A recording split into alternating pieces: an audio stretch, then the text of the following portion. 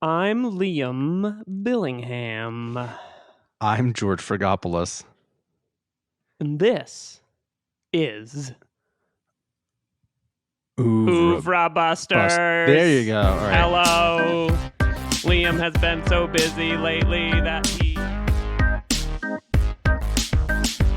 Good. It's really hard to see you. Could you get some fucking light in this apartment? You look like a goddamn serial killer. That's the way I like it.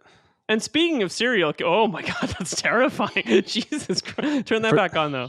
For those of you who don't, for those of you who can't see us for some strange reason, George is all like, George is all like, onto my cell phone. George is all like, I did the posters for those movies. Zodiac joke, get it, guys? Oh yeah, everybody with me. Speaking of jokes, no, I don't have a good intro for. Oh, hi, Jose. Jose's here, everybody. Hi, I'm rusty. Back. Jose Rodriguez back in the habit. How are you, buddy? Back in the habit. I'm good. You should have gone with, speaking of serial killers. That could have been good. Jose's in rarefied. I didn't mean to be.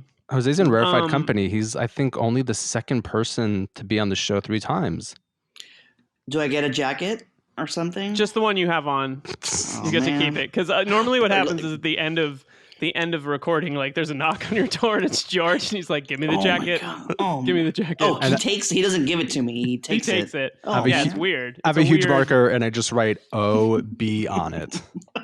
Yeah, and you get to keep it, but we write on it. That sucks.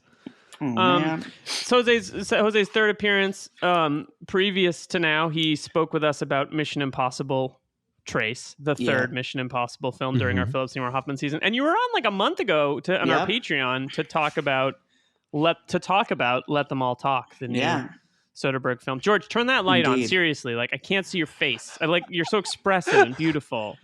Give me some. Is that better? Lighting. The only thing is, I have to charge for this. I have to use. I have to be on my phone to read Jose's immaculate bio. Mm-hmm. Why don't you do that? And so we thought, since Jose has some experience talking about action movie sequels with us, why don't we have him come back to talk about an incredible action sequel? Mm-hmm. George, would you like to read Jose's bio? Liam, I would. Why am I doing this? Borat. My bio. I thought you were a robot.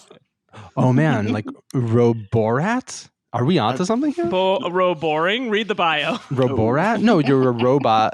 You're a Borat sent back from the future to warn us about the dangers of podcasting. Come with me if you want to meet my wife. There's a meme there. There's a meme there somewhere. Oh God. Well, this is good. We're putting this. Imagine the Borat theme. I mean, the Terminator 2 theme, but it's like Borat style. I don't know. John Connor. Hello, Jack Timash. John Connor, your savior. There's so many possibilities here, see? Jose F. Rodriguez is currently a film programmer at the Tribeca Film Festival. He was formerly a senior staffer at the Tribeca Film Institute, where he oversaw the growth, funding, and overall strategic vision for all their documentary programs, as well as their filmmaker industry market TFI network. In the past 3 years, he's made 2 short films, the documentary short Adolencia. Sorry, Jose, I'm butchering that. Sorry. That's why we don't switch roles. Which was shown at the Camden International Film Festival 2017, New Orleans Film Festival 2017, Doc NYC 2017, and DOK Leipzig 2017. And he's also the director of the experimental short Mama Mama, which showed at Bushwick Film Festival 2018, Nighthawk Shorts 2018, and is at the Guanajuato International Film Festival at 2019. Jose, welcome back. Thanks, hey, buddy. Guys. I love How are you? being here. I'm good. Are you ready to talk about Sanjuro with us? Oh, yeah. George, since you did the bio, should I do the plot summary? Please, Liam, yeah. Thank you. Sanjuro, or Tsubaki Sanjuro, from the great old year of 1962. Sanjuro continues the adventures of the titular character, played, of course, by the man, the myth, the legend, Toshiro Mifune. In this adventure, Sanjuro finds himself embroiled in court intrigue as he stumbles upon a plot involving 9 young samurai who are attempting to root out corruption in the royal court. Over the course of the film, Sanjuro gets himself entangled in the corruption plot while mentoring the young samurai. His main foil is a villain by the name of Hanbei Moroto, who is the corrupt superintendent's right-hand man, and also a bit of a ronin in terms of his loyalties, which is, I think, an important aspect of what the film is about. Eventually, Sanjuro and the young samurai are able to restore order to the court and bring about justice. At the very end, Sanjuro and Moroto have a final face-off that ends in a spectacular display of violence. And Sanjuro, again, walks off into the sunset to that amazing score that also appears in Yojimbo. The film was directed by Akira Kurosawa. It was written by Akira Kurosawa, Ryozo Kukushima, and Hideo Ogune. It was produced by Tomoyuki Tanaka and Ryozo Kikushima, who produced Yojimbo. A lot of the same team returned, as well as the same actors came back for this film. So Toshiro Mifune plays Tsubaki Sanjuro. Tatsuya Nakadai, who appeared in Yojimbo as the villain, is Hanbei Moroto. Yūzō Kayama is Yori Azaka. Ryako Dan is Chidori. And I think it's worth mentioning that Takashi Shimura appears in this film. Yes. As well as Kamatari Fujiwara, who they play Kurofuge and Takabayashi respectively. And this is an interesting pairing because they are both villains in Yojimbo, but also have a similar dynamic as they did in the film The Bad Sleep Well, where Takabayashi is sort of this like nervous, doesn't know what to do, and Kurofuji is played by Takashi Shimura as more of sort of the villainous leader. But the film, interestingly for a sequel, uses some of the same actors to play different parts, which I think is really interesting. George, do you want to tell us some of the facts about the film? Liam, I would love to I'd tell fucking you love to, Liam. some of the facts about this film. And the reason also I say it that way is because I needed to buy myself a couple of seconds to bring up the document. But the film's screenplay was originally one that Kurosawa developed for one of his former ADs. Toho pressured I like him. how you treat our Actually, podcast like a goddamn can we- performance art can we- piece for your own bullshit. Liam, please, I'm trying to go through these facts. I'm trying please. to work some shit out here. Both of Sorry, the people listening to this podcast want to hear what I have to say about these facts. So the screenplay was originally developed for a different director, and it wasn't actually going to be a Sanjuro screenplay at all. But Kurosawa was pressured into making it, and so he took the screenplay and he basically turned it into a sequel for Yojimbo. The screenplay was based on a novel called Hibi Hayen, which translates into as A Break in the Tranquility. And that novel was written by Shugoro Yamamoto. Sanjuro is a lampoon of the Jidai Geki genre, which is part of that Chambara genre that we were talking about last time, which is kind of like a certain type of, again, like samurai film that takes place. So it's like a period drama that takes place during the Edo period. Two of the sets for this film were actually then later used for Redbeard, which I think is the next film. Right? Or is it High and Low? And then How dare you forget about the greatest film Akira Kurosawa ever made, High and Low? We are you monster. We are clearly not talking about Hidden Why Fortress. do you hate cinema? Yeah, you know what? It's because it's a club that won't have me. So, baby, we'll have you. So I need to destroy what it. am I talking about? I'm a podcasting stooge now. A stooge, no less. One of the interesting facts about this film is that all of the I can never pronounce it, is the camellias, the flowers, were actually kind of like artificially made, or Camellias? Camellias, thank you. Yes. Jeez. Fucking embarrassing. That they were they're all over the film, and they were not actually camellias, but they were man-made. Well, yeah, but they were using like sake plant leaves, and that there were like hundreds of these flowers throughout the entire film. In the mid-1960s, Anthony Quinn was attached to an American remake of the film. It was going to be a Western, but it never got made. One thing I want to jump back to, the fact that the screenplay was originally developed for one of... Jose, what are you doing with your mouse? You're all over this document. Sorry.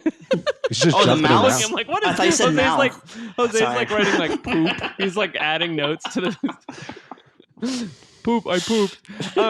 So the fact that this was developed for one of Kurosawa's former ADs, Hiromichi Horikawa, is an interesting fact because it speaks to how the Japanese film industry worked probably until the 70s, which is in America, an AD is more part of the production team. Jose can speak to this too, where they're like there to keep things on schedule, keep everything moving. They're on the production team, but in Japan, and actually this is also true in Korea, and I'll bring up why in a second, ADs, at least then, I don't know about now, were much more like apprentices. So they learned how to direct. They directed scenes. They wrote screenplays for the directors. And oftentimes they worked all night editing the movies while the director was.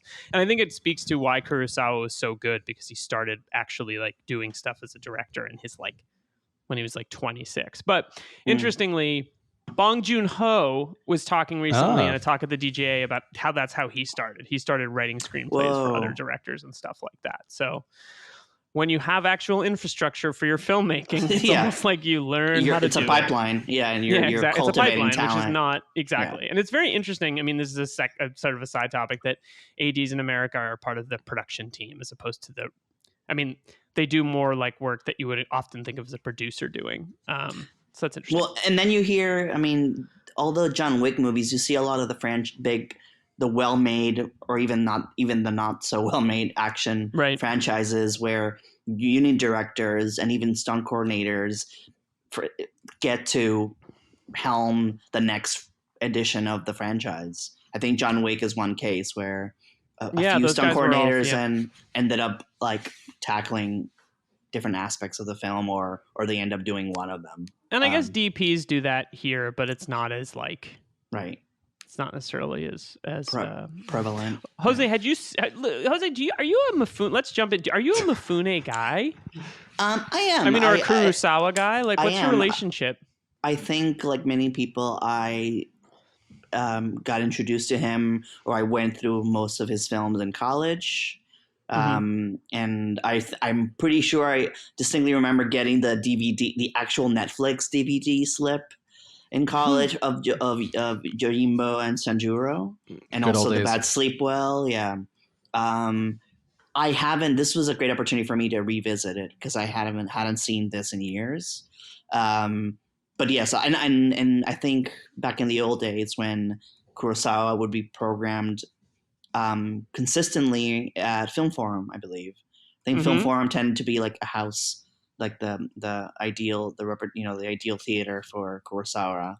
I believe, and BAM actually as well. I would frequent them. So this was just a great opportunity to revisit films that I haven't seen in easily 8 years or something. It's interesting. IFC Center also did a morning Kurosawa run in 2011 would be my guess, because I went to a July 4th screening of The Seven Samurai. Yeah. I remember that very distinctly. Yeah. But I most of these films I haven't seen in the theater. What'd you think of Sanjuro? I really liked it. I forgot how the tone of it. And we'll get into it, but I wonder how the viewing experience differs if you do watch both companion pieces. If you watch Yojimbo and Sanjuro back to back, this one felt like I'm missing something, precisely because I haven't revisited Yojimbo in a while. But the tone really surprised me in a good way. I think I initially thought when I first watched it that it was a little bit too on the comedic side. But now, because I was joining you guys to talk, I kind of perceived and scrutinized everything a lot more, and I actually liked the tone. The fact that to me, it seems Kurosawa was pushing himself to be maybe do something different or be more clever with the tone, or trying to challenge himself in a way, maybe doing something that maybe an audience is not expecting. Even though Toshiro's character tends to be that way, I believe in Yojimbo, obviously has similar. He's always tired and he's always jaded and tired, yawning, drunk. He's always a little drunk, right? Which I appreciate. Or wanting to get drunk. Yeah, 2021. Yeah, it's a mood. Yojimbo's more darkly comedic, and this film is more just kind of comedic in a lighter way. Yeah. So yeah, that to me was a welcome surprise, and I'm glad that I could see it from a different perspective to when I first saw it, where I probably thought this is minor Kurosawa. Like that. Maybe I think I saw it that way. Maybe because I saw it like amidst the Bat Sleep Well and Yojimbo and Seven Samurai, that I didn't give this its due, but I really like the tone. Yeah, I want to chat. Let's come back. I want to chat about the tone, but I also want to chat about the run of movies leading up to this one, and then this one itself, too. Especially to look at them in a larger context, which I feel like it's easier to do now that we're almost at the end than it was before. George, what did you think of Sanjuro? I loved it. I really enjoyed it. It's, for me at least, it did feel like a lighter companion piece to the original. Not necessarily as kind of like a dig against it, but I personally did not like it as much as the original. There's something about the original that even today, for me, when I watched it just like a week ago, it still feels so uniquely contemporary and powerful. And while I enjoyed this a lot, I think the lightness to it and it's kind of more comedic flavor makes it feel slighter, even though, again, there's a lot going on here in terms of its politics, in terms of what it's trying to say. And it's very much kind of a comedy of manners, of this kind of fish, this like person who's like put in this situation in which he's clearly a fish out of water and he doesn't belong in the milieu. And him just being there obviously kind of leads to all of these kind of, I believe it's pronounced milieu. Milieu. Thank you. And this is a podcast with a French word. We are, yes. And it's nom de guerre. Thank you. Ooh la la. That's all I got. But I love this film. I thought it was great. And I had a really great time watching it. I fucking love this movie. I love it.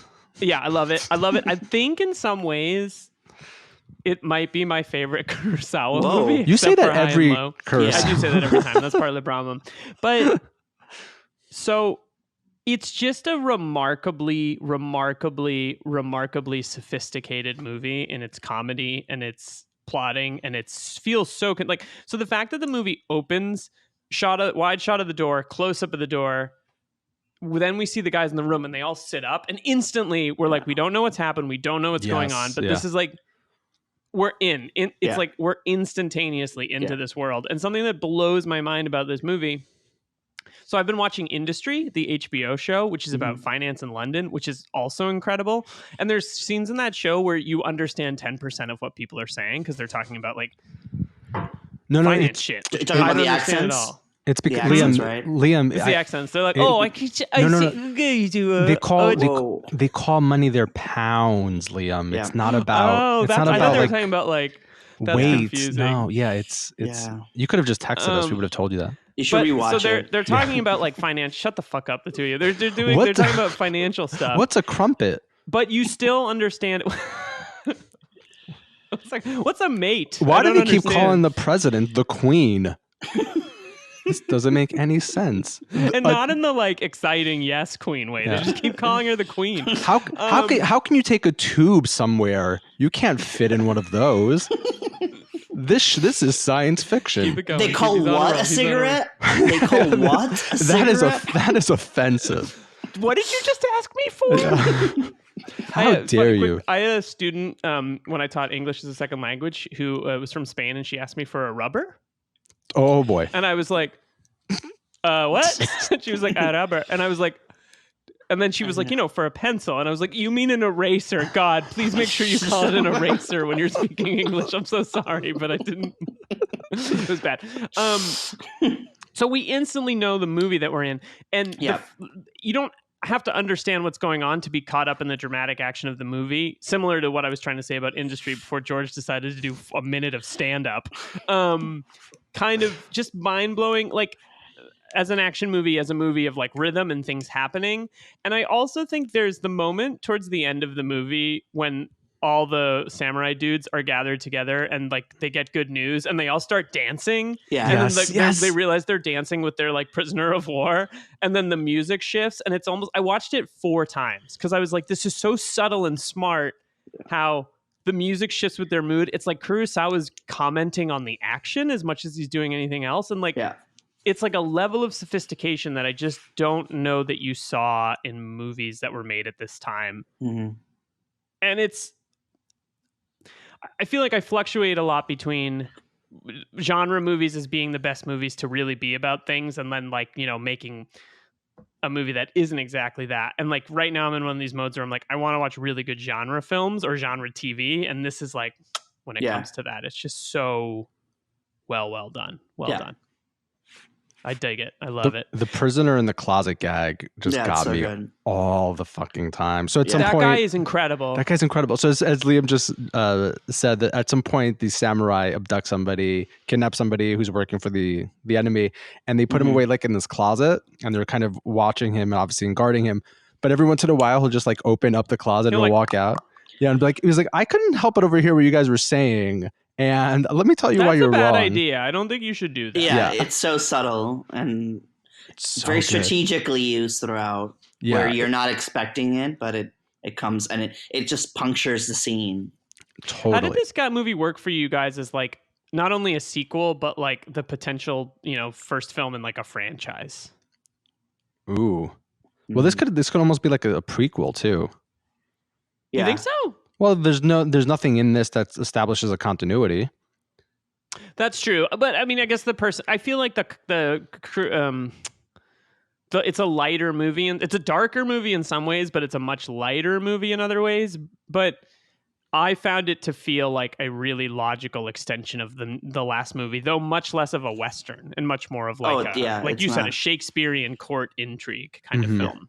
Yeah. Well, or like a not mistaken identity, but like a comedy of errors, so to speak, that we were talking about. I think that's more of the tone, like different clans, opposing clans, and Sanjuro in the middle of it, and the deviousness behind it, and the conflicting narratives that in communication that go from one side to the other.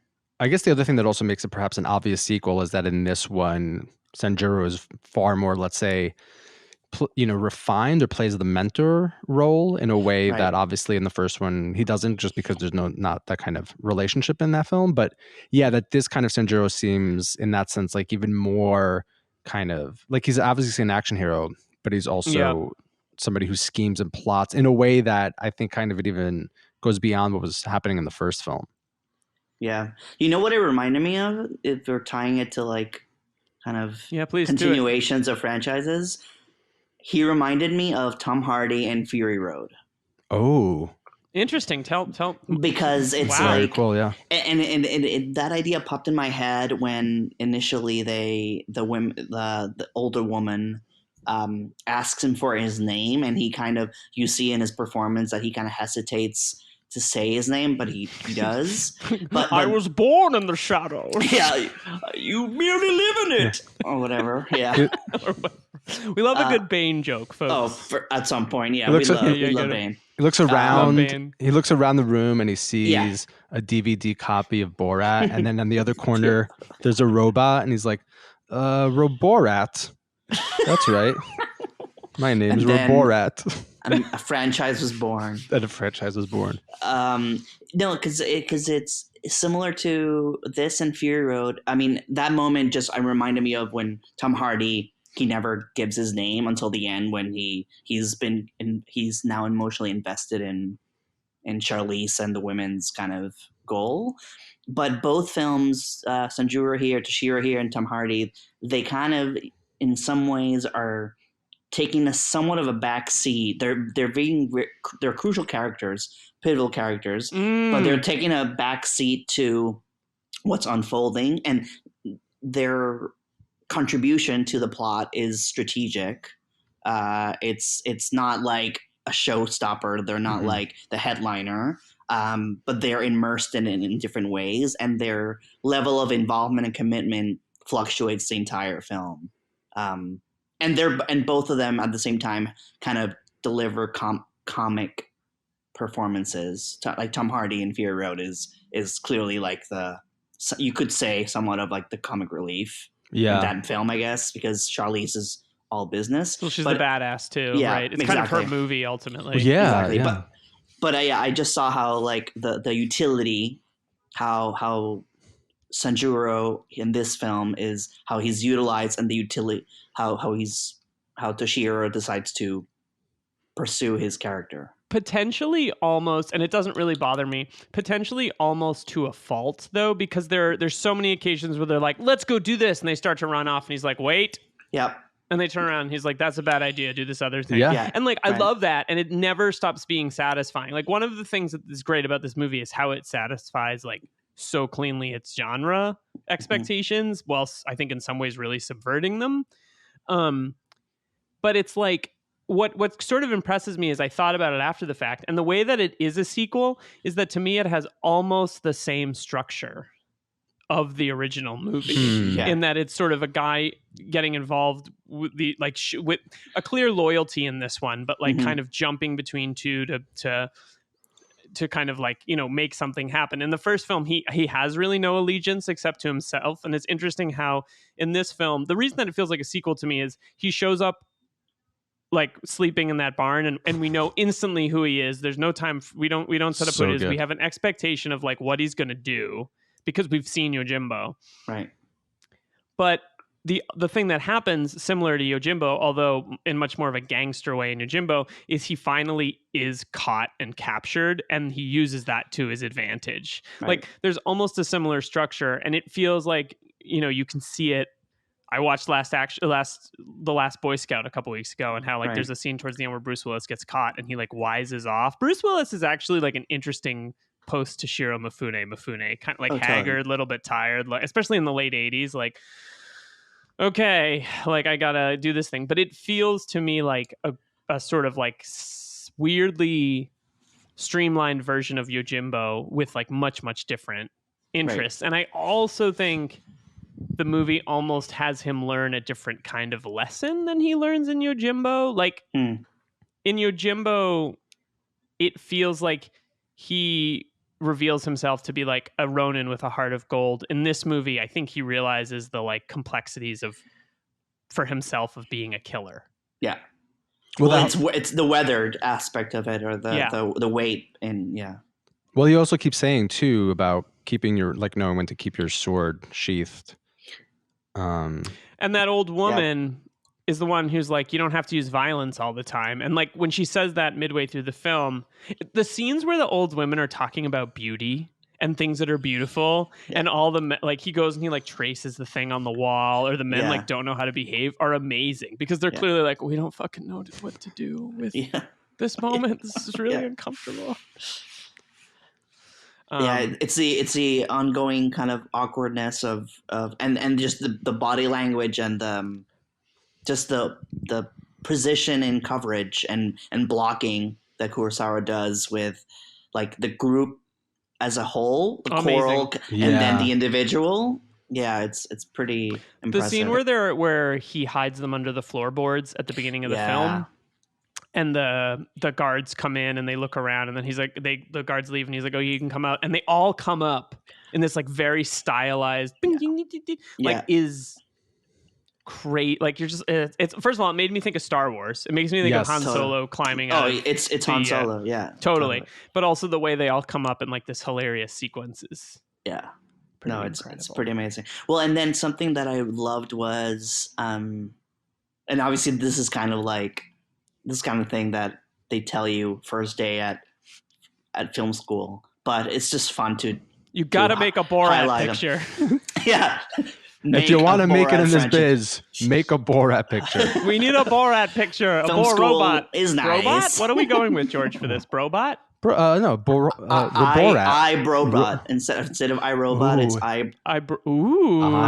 iBorat. This fall, Sacha Baron Cohen brings you into the mind and a Merchant Ivory production. Directed by Martin Scorsese. No, that wouldn't be. No, it'd be like his return of like the Age of Innocence kind of stuff. That's my favorite Scorsese movie. Was I the only one too when like Mifune appears like out of the shadows? It was like, oh yeah, fuck yeah, I know that guy. Wait, Sanjuro is back, baby. It's him. It's him. It like It's subtly like Leonardo DiCaprio. Yeah.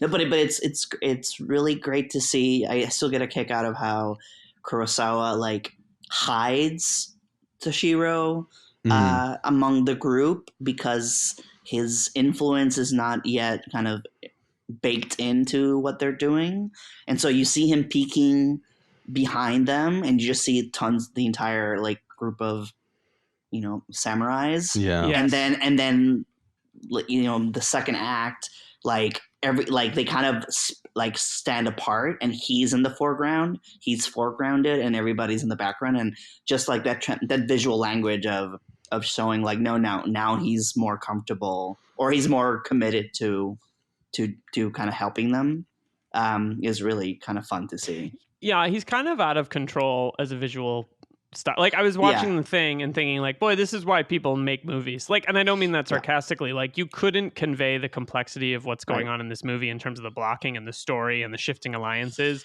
without like what you're seeing. Like you can't, beyond the language barrier for non-Japanese speakers, you can't like look away from this movie and understand what's going on. And I think it's like the clearest argument for filmmaking as a medium. And I know that sounds a little ridiculous, but like that's part of what is incredible about this movie is like how we're all sort of like, wow, this thing is such a visual feast. And yet it takes place in like 4 or 5 locations, is super simple and almost plays out very, very simple. And most of the fights play out in single shots, which is pretty incredible. Or 2 shots. Amazing. Pretty amazing. Yeah.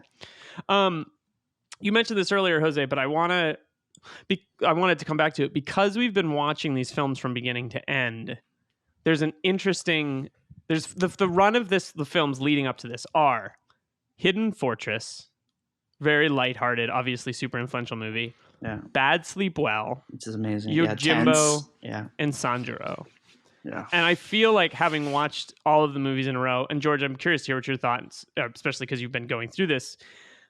It feels like for a while everything was like real heavy, and then we got Hidden Fortress and we were like, like even Seventh Samurai, great movie, tragic ending, but Hidden Fortress is like, okay, here we go. And then we get Bad Sleep Well, which is like, what the fuck is this thing? Yeah. And then we get Yojimbo and Sanjuro. They feel like a break from like these movies, but then Bad Sleep Well is in the middle of this. Yeah.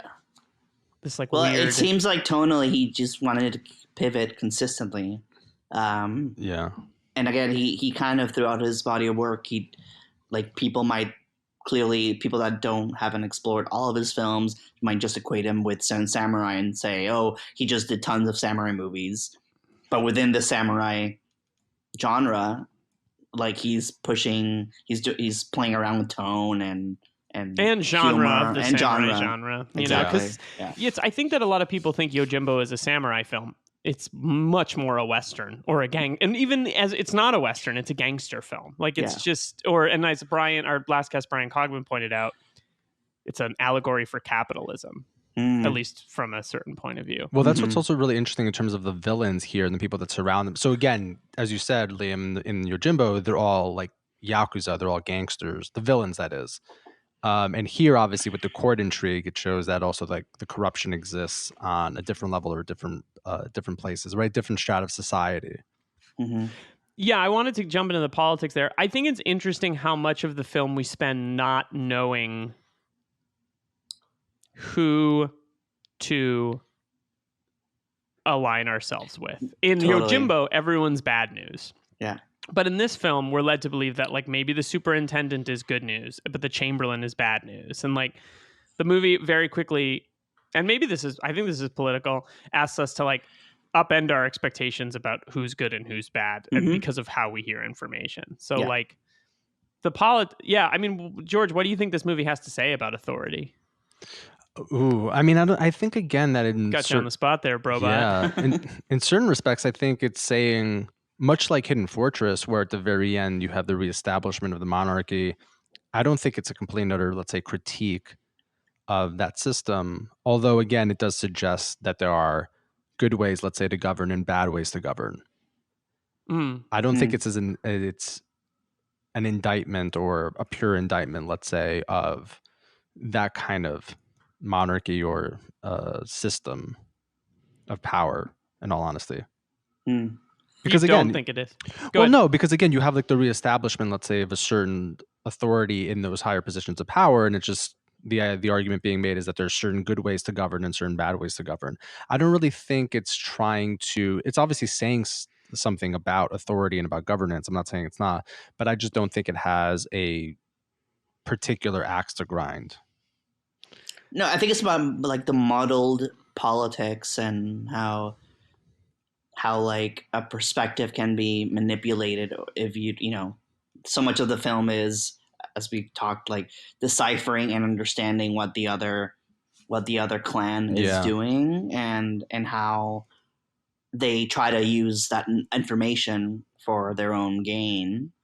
So that in effect is kind of like, you know, what politics is all about. I think what I got out of it is, number one, like, you know, I never really understood. I don't think I understood like the details of it.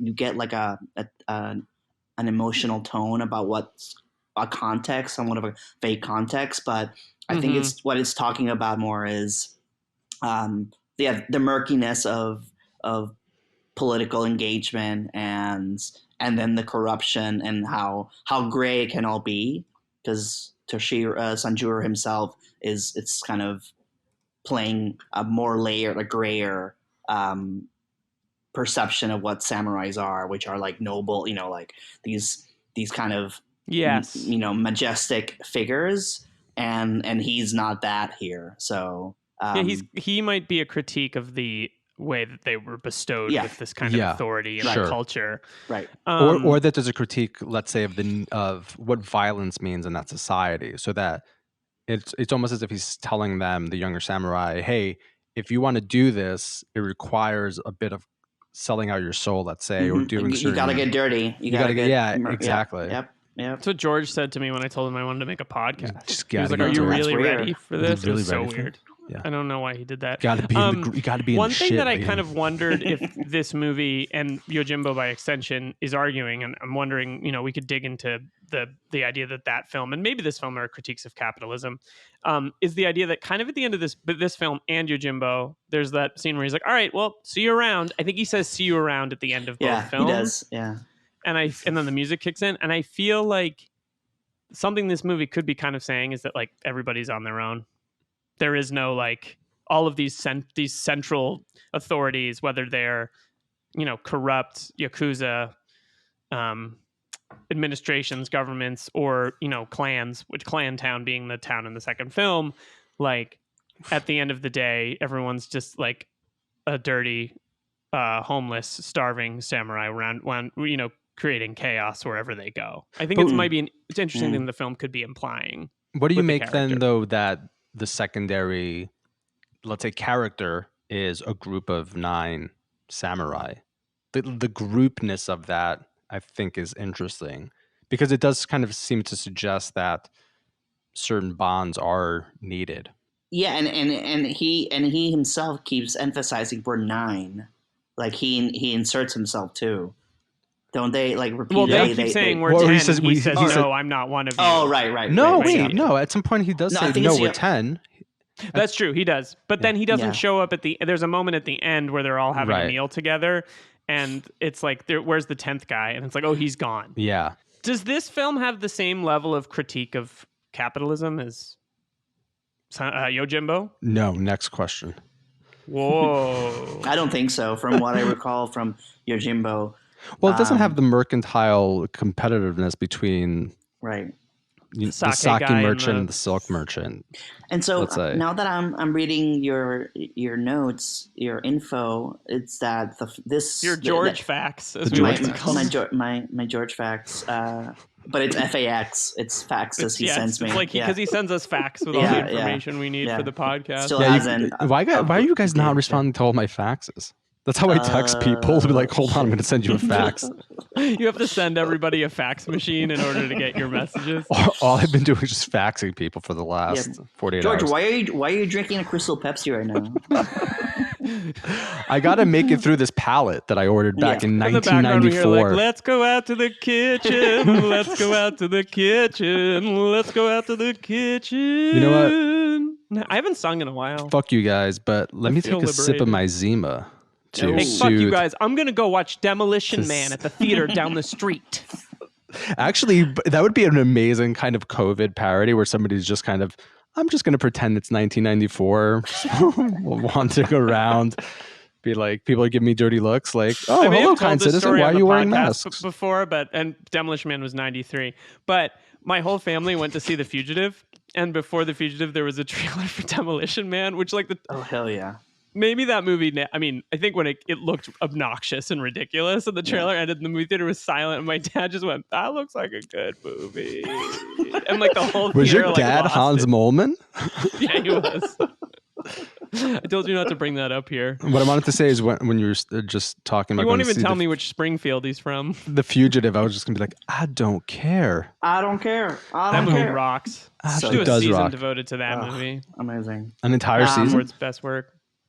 Anyway, Jose, you were talking about George's notes. Yeah, I was just going to say, because it says that Sanjuro was more successful in Japan than its predecessor. Yeah. So to your question about, is this film kind of political or trying to put some kind of statement, in some way it is, but I wonder if it's Kurosawa's way of like giving it, one for me, one for them, like giving this one being him purposefully with this in mind, making a more, not commercially viable, but like more lighter film that still delivers in his aesthetics and visual storytelling.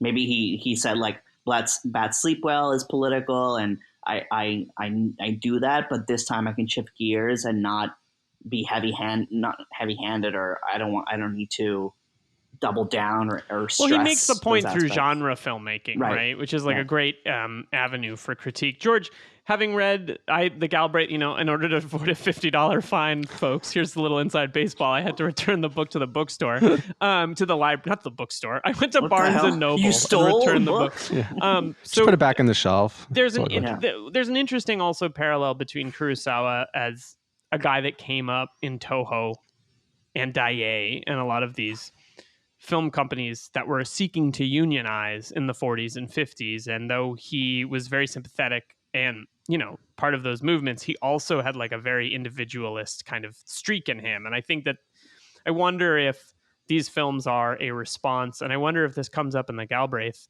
to kind of, we're 1962, we're 16, 17 years after really the end of World War II, and Japan is becoming a very, very different place than it would have been. So I wonder if these films are a little bit commenting on the new westernized, industrialized society that Japan was becoming, and becoming because of his work, a place that was more scrutinized in terms of its filmmaking because of people like Kurosawa and Ozu and all of the... So you mean in its depiction of a rugged kind of individual?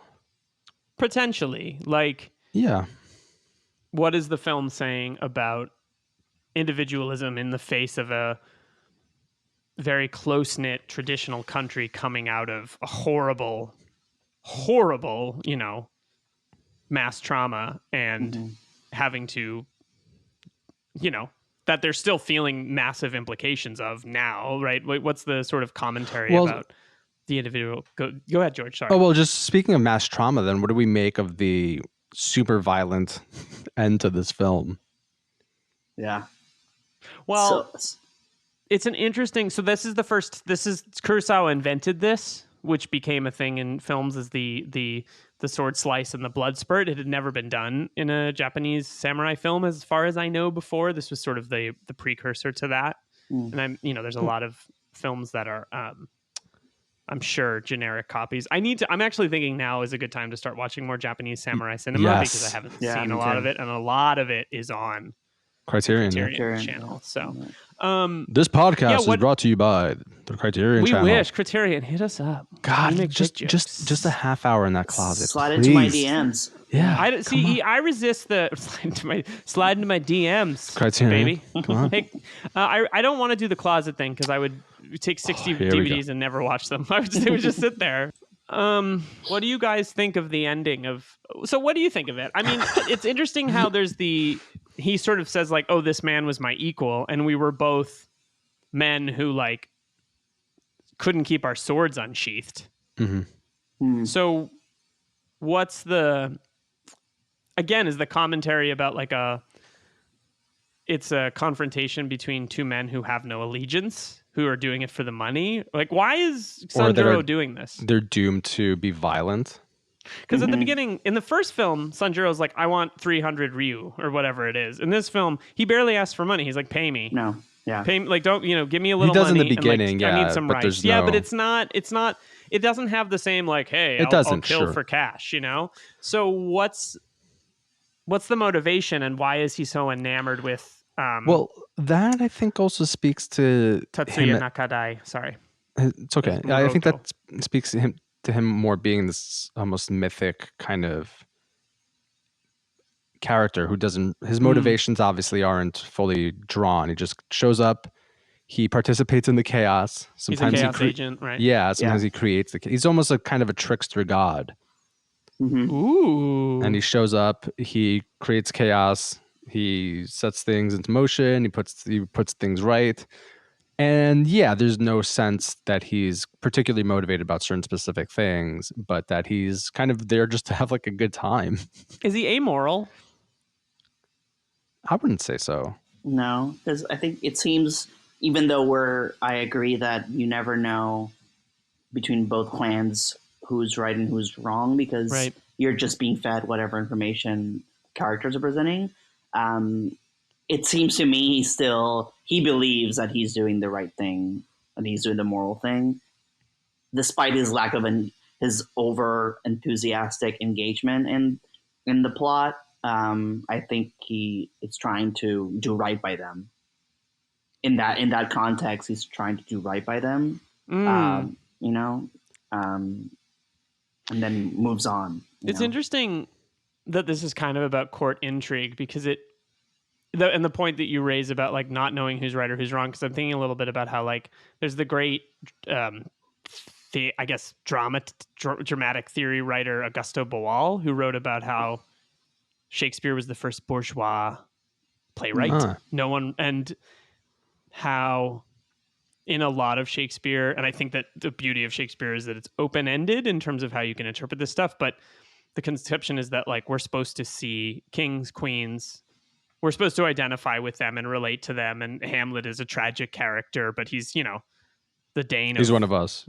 Yeah, right. He's one of, but like he's also royalty, right? Yeah. And so the information in the film is seen through his lens, and like obviously Kurosawa knew his Shakespeare, right? Mm-hmm. And he's made all these Shakespeare adaptations, and he's going to make the greatest Shakespeare adaptation maybe of all time. Mm-hmm. And so much of Shakespeare is through the lens of the king is right, or the son is right. The king is wrong, but his son is right. Right. And we're given what could be described as a subjective or an objective opinion of what's going on in many situations. I think that's being reductive of Shakespeare, but this film never tells us. It kind of tells us who's right, but we're never really entirely. We're only on the side that Sanjuro tells us to be throughout this film, and Yojimbo. Right. So I wonder if that's an interesting statement about individualism in the face of a changing society. Mm. Movie's fucking deep, bros. Oh man, yeah. So deep. Well, and I guess, and again, the humor kind of masks that. The seriousness of it, probably, and it's like maybe that's why it's a more maybe not necessarily underrated, but like a more covert film of his, that it packs this social, the social resonance and relevance to Japan and what they were going through in the 60s and the early 60s, but it's like it's cloaked in this kind of like this woman like steps on his back and he's in pain, and these like sort of very on the precipice slapsticky moments that again might be Kurosawa being like, no, I want to open myself up to more lighthearted fare, yet it has this kind of deep resonance underneath. Yeah, I don't think he's totally capable of like making a non-thoughtful motion picture. Yeah. So is the last bit of violence then a proto Verhoeven moment that it's supposed to be? It's supposed to kind of actually be darkly ridiculous? Humorous. Yeah, I think ridiculous so. because of how over the top it is. Yeah.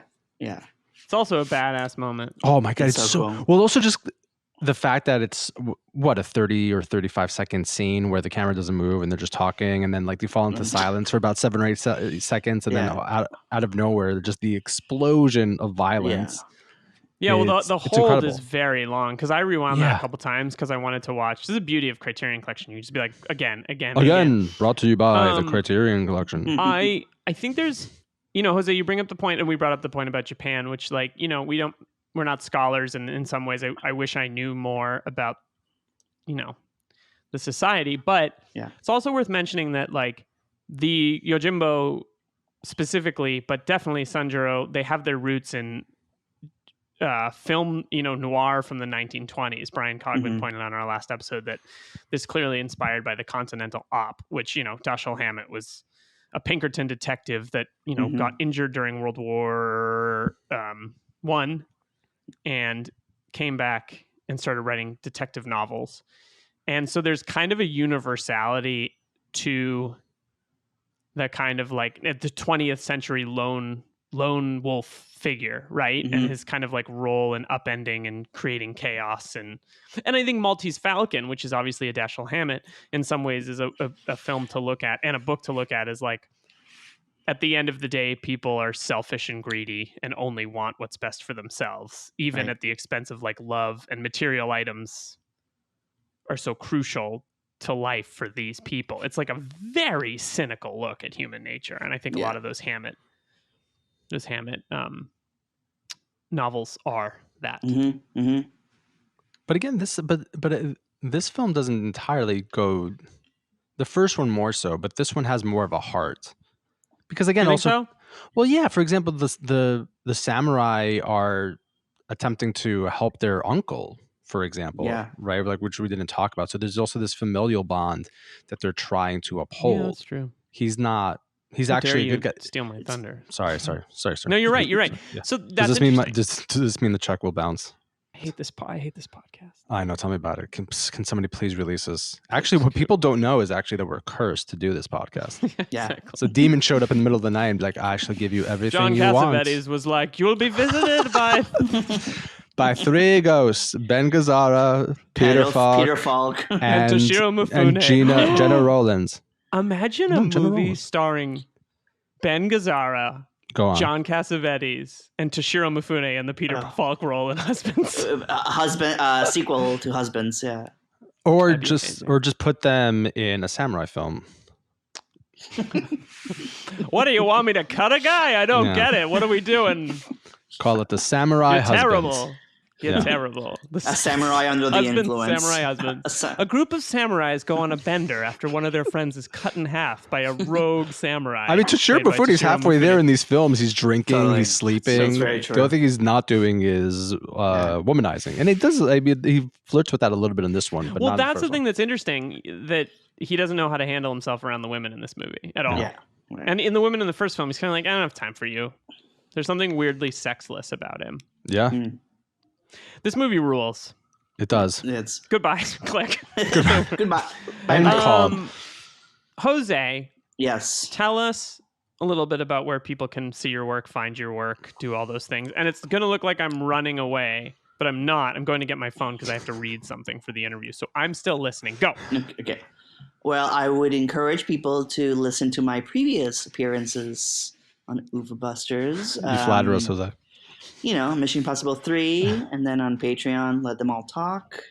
And on my Vimeo, you can watch my shorts that George mentioned, Adolescencia and Mama Mama. And also, which I forgot to mention, in the Let Them All Talk episode, a short that I made with Liam. That's right. Called Vampin'. I run a film club, a filmmaker collective with my friend Tim Noble, and I directed a short using someone else's dialogue, and Liam was an amazing collaborator. So you can check that out on my That's Vimeo. right. Is that on your site right now?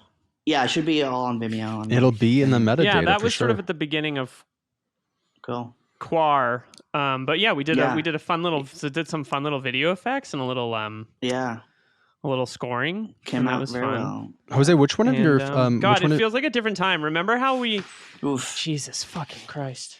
That feels like a million years ago. It hasn't Totally even been a feels. year. We're almost there. Yeah. Jose, which one of your films is the one where you have that image of you with like the hand coming out of your crotch? Spoiler. Well, it only happens like 5 minutes in. And again, Adolescencia. That's is, actually okay. just the picture we have of him on our desktop. It's a beautiful film. I thought. I mean, I think that image in particular for me, having that seen movie it, rocks. it's been like 8 months now since I've seen it, but I still remember that image, and I think that's just such a powerful image that encapsulates so much about adolescent sexuality. Mm-hmm. For watching that film at festivals, I sat through all of the screenings, even though I hate seeing myself on screen because I was like, who knows when this will happen again. But that moment in particular was always like a real treat to see like the audience reaction. Yeah. I also just appreciate that like you make movies using like a combination of real life material and you know, it's kind of like it definitely would not describe it as found footage, but it's like a personal essay meets found footage meets horror film, especially with Vampin', which I thought was such a cool stylistically. I know there's tons of people who work at HBO who are listening to this, and they should give Jose a shit ton of money. If John Wilson gets to make the best television show of 2020, can we get a show for Jose? How to with Jose Rodriguez? Be fucking amazing. Is that one of the greatest New York doc style shows ever made? It has to be. It's amazing. Oh, so good. You haven't seen the footage I have on my phone, Liam. Okay, so the silence there is just so. Hey, the reason I needed brutal. to grab my phone and sort of mildly interrupt the situation is that George, we finally got a new fucking review. What on Yay! iTunes? Yeah. Jonathan. So it is a guy that we sort of know. His name's Jonathan Blade. He has his own podcast that he talks about. He does interviews. He talks about films. Give us 5 stars. Amazing. Of course. So I don't know. It's great that I slipped him a 20. And he said, "It's Liam and George enjoying film one creator or creation at a time. These gents, thank you, are true cinephiles approaching works that, unless you're in film school, you will likely never see, with the same level of engagement as they do for like Lego Batman. For them, it's all equally the appreciation of the creation." Jonathan Blade, thanks, buddy. That's really great. Sweet. Yeah, thank you. That's really nice. So that's a new review. Can you fucking people just review our show? Yeah, come on, guys. Come on, guys. Jose, have you reviewed our show? I will now. He will by the time this episode drops. 3 times and these fuckers won't stop bothering. I'm multitasking right now. We're taking back we just got a 1-star OB review jacket by JF Rodriguez. By Rose Jodry. Okay. Next up on the show, Bill Gayabiri talking about high and low. Amazing. Can't wait.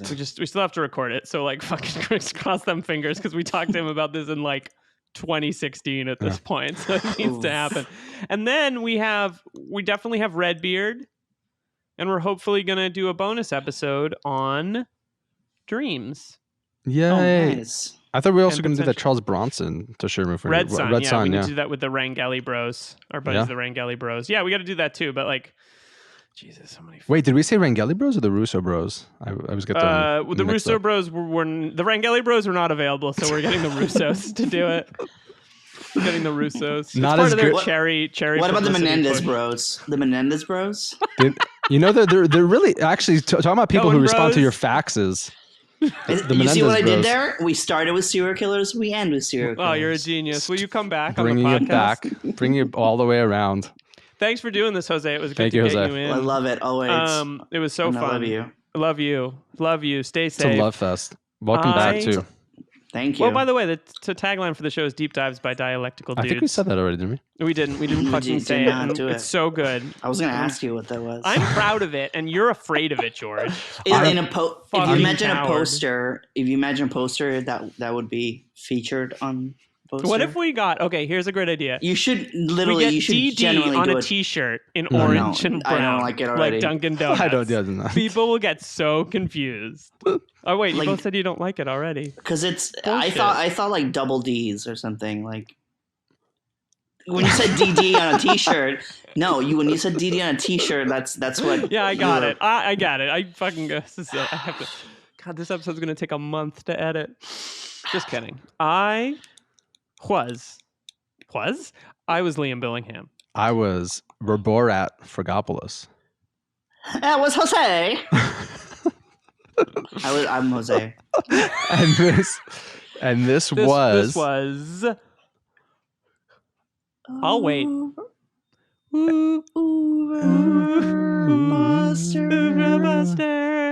Busters. We survived. We did it. Busters. Now it just sounds spooky. Ooh. Should we do like ASMR? Like that's yeah.